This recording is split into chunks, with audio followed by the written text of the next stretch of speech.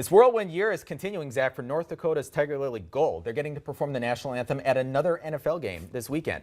The duo announcing on social media today they'll be performing the anthem at the Carolina Panthers game this Sunday, October 29th. Now, if you remember, they performed the anthem at Lambeau Field last month for the Green Bay Packers Thursday night game. The Hazen natives recently made headlines earlier this month for performing on NBC's Today with Hoda and Jenna.